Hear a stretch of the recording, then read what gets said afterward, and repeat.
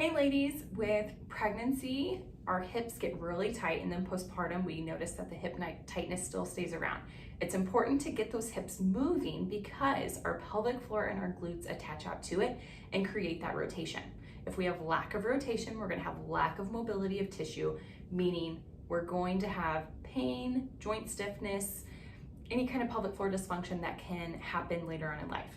So remember, our core is made up of our diaphragm, our pelvic floor, our lower abs, and our back spinal muscles, but then the glutes are the supportive best friend. We need them for support. And if they're tight, then they can't support our core and our pelvic floor. So when we do hip mobility exercises, know that we're lengthening the glutes, and we need them to be full range of motion, just like the pelvic floor.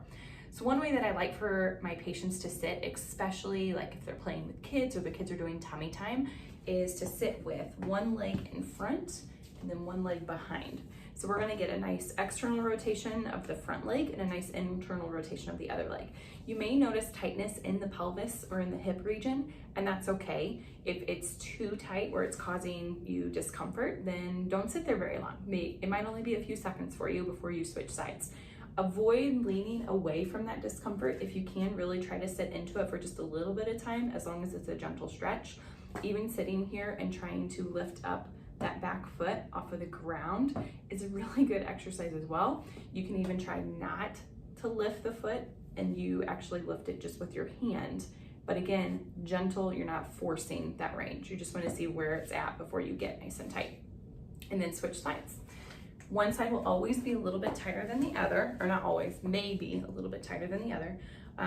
So for instance, like this side, I might feel more tightness back in my glute, back side of my glute. Other side, it was my right hip in that internal rotation.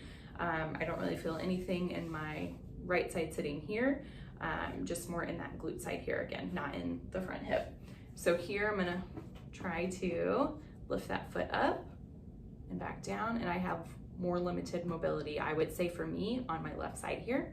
And then I'm gonna gently, without trying to lift it actively, I'm gonna gently try to just lift it without me trying to lift my foot by myself. So I'm doing it just with my hand here, and I wanna see where I'm at, what that tightness is like.